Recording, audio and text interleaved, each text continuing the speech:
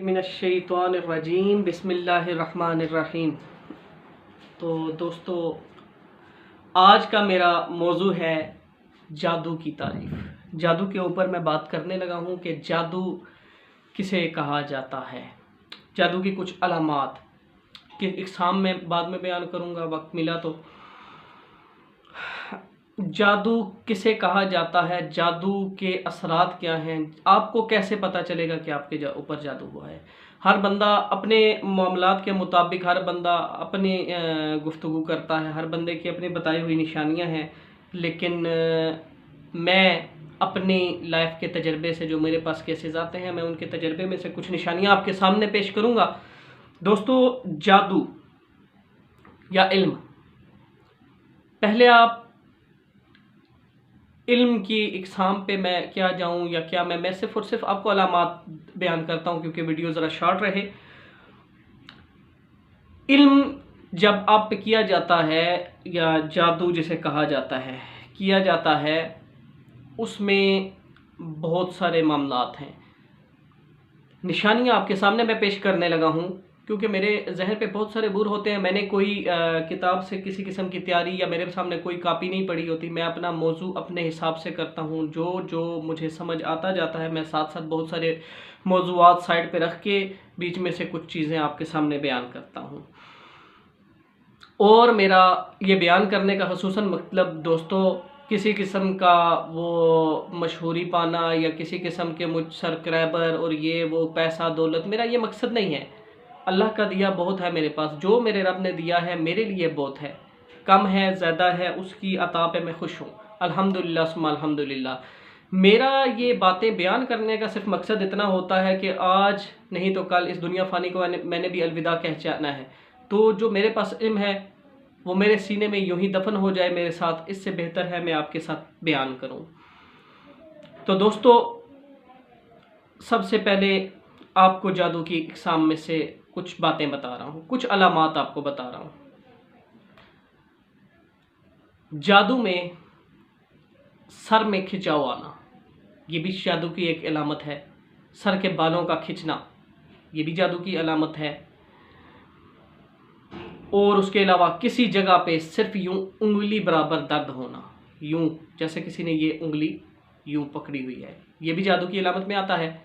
और यहाँ से पीछे से यूं, जिस तरह यूं पकड़ा जाए सर को, ये यूं सर को पकड़ा जाए, जिसका सर यहाँ और यहाँ पे ऐसे उंगली फील होगी और ये एरिया उसका सारा बंदिश में आएगा, ये भी जादू की अलामत में से है, पकड़ा हुआ है जादू में। फिर उसके बाद पट्ठों का पकड़ा जाना, पट्ठे पकड़े जाने, ख़ुसूसन ये अलामात असर के बाद ज़ाहिर होना शुरू होंगी, क्योंकि असर के बाद शैतानी ताकतों का ज़ोर बढ़ जाता है और मगरिब ग़ुरूब आफ्ताब के बाद शैतानी ताकतों का जो सा है वो हुकूमत होती है दुनिया पे, सल्तनत पे। ठीक है, हाकिम वो अल्लाह ही है, लेकिन उसकी दी हुई हुकूमत होती है। तो इसलिए आपके ऊपर जो मगरिब के बाद टाइम पे जो चीज़ें रेगुलर में आती हैं, बुखार आ जाता है या और कोई दर्द और कोई तकलीफ़ आ जाती है जादू से। ख़ुसूसन मेरे पास ऐसे केसेस आए जिनमें गुर्दों की पथरी जादू से बनी, 2 दिन में वो अल्लाह के फजल से निकल गई। या कुछ अहबाब की इसी तरीके कार से बुखार जादू से आ जाता है। मेरे पास 105 के मरीज़ आया है, बुखार का एक बार आया है, उसके रिलेटिव में से फिर एक और शख्स आया, उसका बुखार 10-12 दिन डॉक्टरी इलाज से नहीं क्लियर हुआ, वो आया है अल्लाह के फजल से 15-20 मिनट में वो भी क्लियर हो गया है। मतलब मैं आपको अपनी आप बीती बता रहा हूँ कि ये जो जादू है, इसमें ये आपको क्या क्या कर सकता है। जादू की वजह से आपके खून में इन्फेक्शन आ सकता है। जादू की सबसे आपने समझना कैसे है कि हम पे जादू हुआ कैसे। जब आप गए, आपने दवाई ले ली, उसका आराम आ गया, उसका फ़र्क पड़ गया, गोया कि वो बीमारी है। ठीक है, और जादू से बीमारियां भी बनाई जाती हैं, शुगर बनाया जाता है, कैंसर बनाया जाता है, यरकान बनाया जाता है और सब कुछ बीमारियां बनाई जाती हैं जादू से भी। लेकिन अगर उस जादू की शिद्दत कम हो तो वो दवाई से भी आराम आ जाता है, और अगर वो बीमारी है तो भी वो दवाई से आराम आ जाता है। देखना ये है कि जब आपने दवाई ले ली, सर का दर्द है, दिल का दर्द है, पट्ठों का दर्द है, कोई भी तकलीफ है, आपने हर किस्म का मेडिकल इलाज करवा लिया, क्योंकि इलाज करवाना सुन्नत है। पहले सिरे नहीं, पहले सिरे हम लोग कह दें कि जी आप यूं ही किसी को फ़ोन करेंगे या किसी से पूछेंगे तो वो अपने हर बंदा अपने खराफात बयान फरमाता है, मैं क्या कहूँ। लेकिन आपने पहले प्रैक्टिकल ये करना है, किसी भी शख्स के पास आने से पहले, कोई भी हिसाब करवाने से पहले, किसी भी किस्म का दम डलवाने, हाँ बीमारी का इलाज भी दम से होता है, क्योंकि वनुनज़्ज़िलु मिनल कुरआन मा हुवा शिफ़ा व रहमतुल लिल मोमिनीन, मोमिनीन के लिए शिफा है ये कुरान। ठीक है, दम भी आप डलवाएं, लेकिन जादू वाले चक्कर में अपनी सोच को ले जाने से पहले कम से कम आप अपना मेडिकल इलाज करवाएं। अगर आपका मेडिकल इलाज में आपका इलाज नहीं हो रहा, मेरे पास ऐसे अहबाब आते हैं जिनके बीपी बहुत ज़्यादा हाई रहते हैं, मेडिकल उनका इलाज काम ही नहीं करता, लेकिन अल्लाह के फजल से मेरे पास आते हैं, ठीक हो जाते हैं। और इसी तरीक़ेकार से मेडिकल उनका बिल्कुल काम नहीं करता। तो मकसद ये है मेरी बात करने का कि जादू में कुछ अलामात मैं और भी आपको बताता चलूँ। ये टांगों के जैसे पिनिया कहा जाता है, घुटनों के निचले हिस्से में यहाँ पे दर्द होना, पाँव के नीचे तलवे पे दर्द होना, ठीक है, पट्ठों का शदीद खिंचाव, उसके अलावा भी बहुत सारी निशानियाँ हैं जादू की। साथ साथ मखलूक़ात है, टिकटॉक इधर से लगी रहती है बहरहाल। अच्छा, तो ख़ुसूसन एक बात को आप और भी जहन में रखें, आपको अक्सर अल्लाह की तरफ से अक्सर आपको पता चल जाता है कि हम पे कुछ हुआ है, उसके अनासर कहीं ज़ाहिर हो जाते हैं। खून के छिट्टे आना, खून के छिट्टे आना, चाहे वो आपके कपड़ों पे, चाहे आपके घर में, दीवार पे, कहीं पे भी। दूसरे नंबर पे ये भी जादू की अलामात में से आपको मैं बता रहा हूँ। पहले जादू की निशानियाँ आपको बताइए, निशानियाँ क्या हैं जादू होने की। अब आपको थोड़ा सा मैं जादू की अलामात बता रहा हूँ कि जादू जब होता है तो उसमें कुछ अलामात और भी ज़ाहिर होती हैं जो आपके जिस्म से अलावा हैं। पानी के छिट्टे आना, ख़ुसूसन पानी के छिट्टे आना, खून के छिट्टे आना, कपड़ों का कटना। कपड़े कई दफ़ा ऐसा होता है कि कपड़े आपने अंदर अलमारी में रखे हुए हैं, अलमारी में पड़े हुए कट जाएंगे। अब इसमें तो इंसान का किसी का दखल ही नहीं है, तो लाजमी नहीं, हर इंसान को अपना पता होता है। चूहों का भी पता होता है कि हैं या नहीं है, वो इंसान को पता होता है। और चूहे की कटाई और होती है, चूहे के दांत का निशान और होता है। ये या बारीक यूं लाइन आएगी, या ये यूं चौरस डब्बी की तरह कटेगा, और या ये गोल कटेगा। आगे मैं तफसीलों में जाऊँगा कि जिस तरह आप अहबाब ने अगर किसी शख्स का कोई सवाल होगा, मुझे कोई या फिर मेरे अपने जहन में आएगा, मैं उसके ऊपर तफसील बयान करूंगा कि चौरस क्यों कटता है, गोल क्यों कटता है, खून क्यों आता है, और पानी के छट्टे क्यों आते हैं, किस किस अलामात पे ये क्यों किया जाता है। उस अमल के, हर अमल के पीछे एक वजह होती है ना।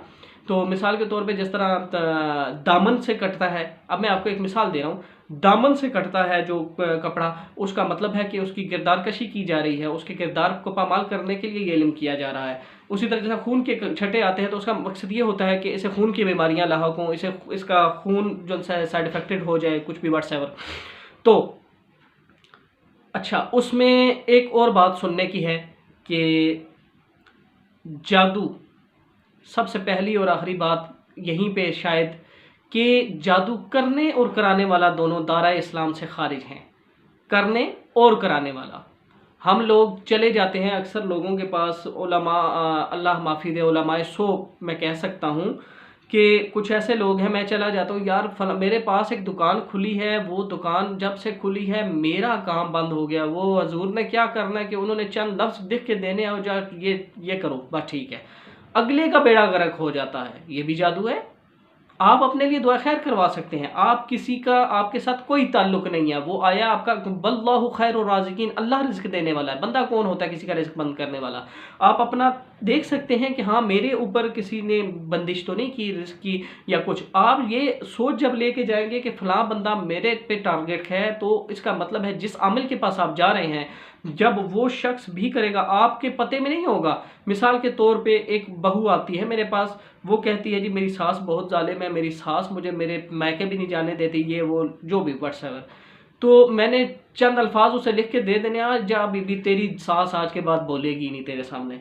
होगा क्या कि सास बेचारी पहले ही मजलूम होगी, क्योंकि वल्लाहु ताला व रसूलु आलम आलिमुल गैबि व शहादति व हुवल हकीमुल खबीर, वही है सब कुछ। इन्नल्लाह अलीमुम बिज़ातिस सुदूर, वही है। मैं नादान, मैं क्या जान सकता हूँ।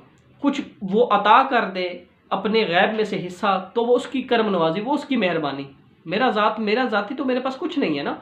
तो सास मैंने जो उस ज़ुबान को, सास की ज़ुबान को मैंने जब बंद कर दिया, वो गरीब पहले से बेशक बिल्कुल बोल ही ना सकती हो, उसमें पहले से वो बहू ने इतना दबा के रखा हो कि कमाल हुआ हो, तो मेरे करने से मज़ीद बेचारी की दब गई। लेकिन दूसरे नंबर पे इसी तरह बहू को ले लें, इसी तरह नंद को ले लें, भाभी को ले लें। जी मेरी भाभी बड़ी जालिम है, मुझे मैके में घुसने नहीं देती। पता चले कि जो नंद है वो मैके से निकलती नहीं है, वो बेचारी तो बर्तन धो धो के जो उनसे बस हाथ जोड़ दिए उसने।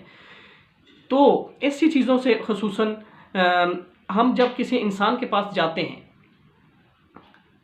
किसी भी बंदे के पास अपने किसी मकसद से जाते हैं, यार जब से वो बंदा नहीं आया, जब से उस बंदे को ये मेरी बात पता चली है ना, तब से जादू में देखिए मौजूआत की बात होती है। अब थोड़ी देर पहले मैं कुछ और बात कर रहा था, अभी कुछ और आपके सामने, जो अल्लाह चाहे आप ये समझेंगे मेरे पास या आपके पास कोई बंदा आएगा, यार फलां बंदे की वजह से ये आपके साथ हो रहा है। अब नजर बद जो है वो पत्थर को भी फाड़ देती है। जब आपकी नज़र किसी बंदे पे, आप पे किसी बंदे की नज़र पड़ती है, वो देखता है यार अच्छा आप तो बड़े कामयाब, आज की बड़ी दुकान चल पड़ी है यार। जब आपका बच्चा तो बड़ा खाता पीता है माशाल्लाह, जब उसने वो नज़र डाली उसके बाद वो खाना पीना छोड़ गया। आपने ये समझा कि ये शायद जादू हो गया, या इसने मुझ पे जादू कर दिया या कुछ भी। ये लोग बताने वाले भी ऐसे खराफात बकते हैं कि लेकिन दर हकीकत होता क्या है, वो नज़र होती है, नज़र बद। नज़र जो होती है ना, ये पहाड़ को भी रेजा रेजा कर सकती है। तो जादू और है, नज़र और है। नज़र जो है उसका इलाज सिंपली कुरान करीम में है। सूरह कलम की आखिरी 2 आयत 3 दफ़ा पानी पे अवल आखिर 3 दफ़ा दुरूद शरीफ पढ़ के पढ़ें, या और भी बहुत सारे मामलात हैं। नज़र बद, मैं किसी बंदे को कोई वजीफ़ा इसीलिए नहीं बताता कि मेरा असल, मैं अगर पढ़ाइयों या वजीफ़े इन पे बताना शुरू कर दूं तो लाइब्रेरी भरी पड़ी है किताबों से। लेकिन मेरा काम नहीं है ये बताना, मेरा काम सिर्फ आगाही देना है। उस रब की बारगाह में झुकें, वो रब ही सब कुछ करने वाला है। ना कोई मोक्कल कुछ कर सकता है, ना जिन कुछ कर सकता है। कुरान करीम बुरहान रशीद फुरकान हमीद में खुले वाज़े अल्फाज में लिखा हुआ है, वमा हुम बिदर्रीन बिही मिन अहदिन इल्ला बिइज़्निल्लाह।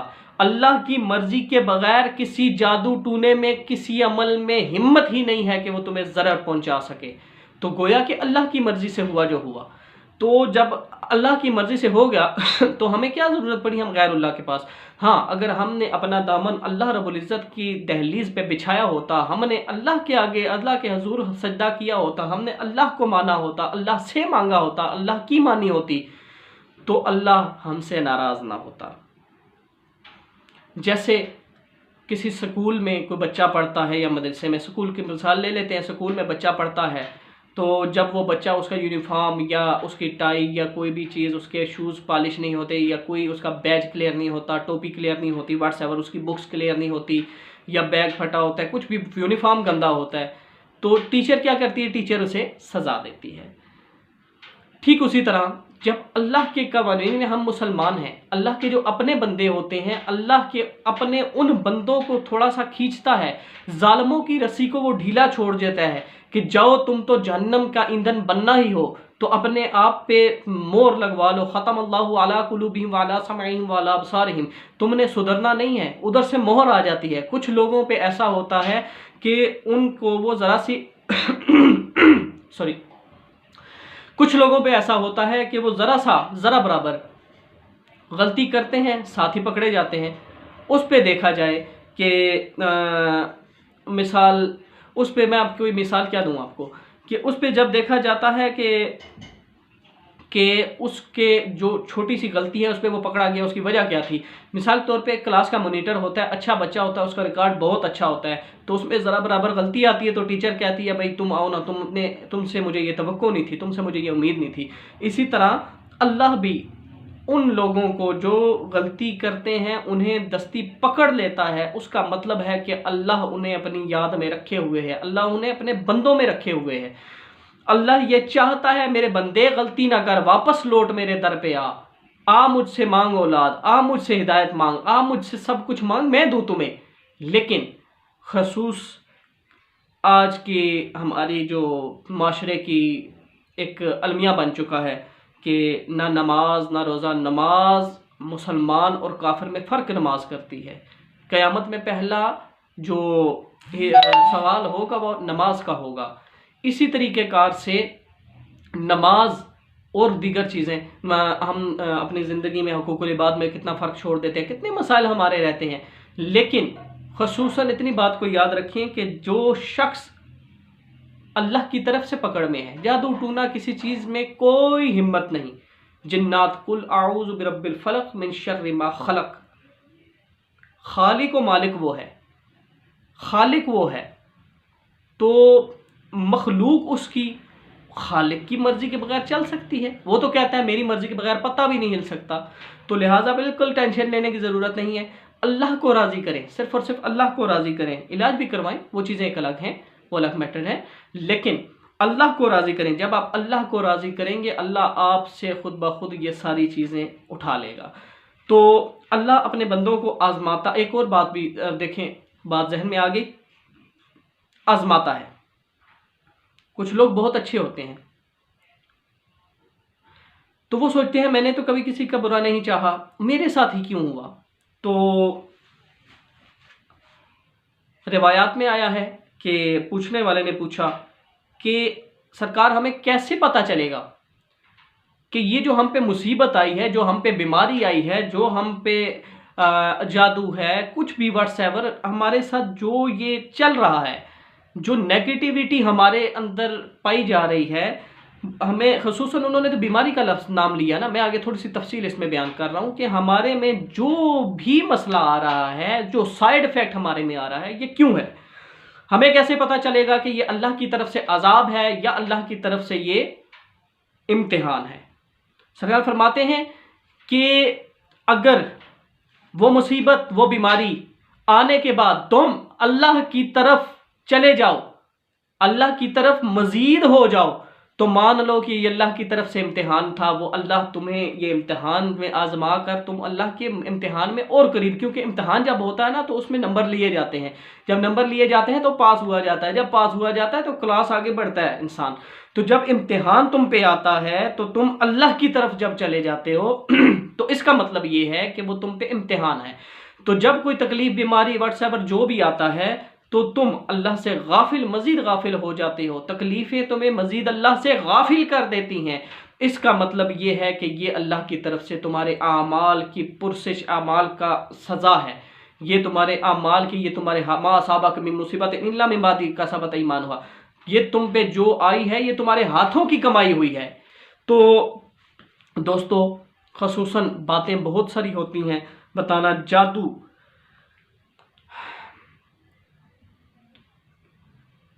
करना कोई मुश्किल नहीं है। इमारत को गिराना, जस्ट आप समझ लें बिल्डोज़र की एक हिट लगती है, इमारत नीचे, लेकिन उसी इमारत को बनाने के लिए कितनी मुद्दतें लग जाती हैं। तो सीधा काम करना मुश्किल होता है। जादू शर्रे जिन्नात में से है।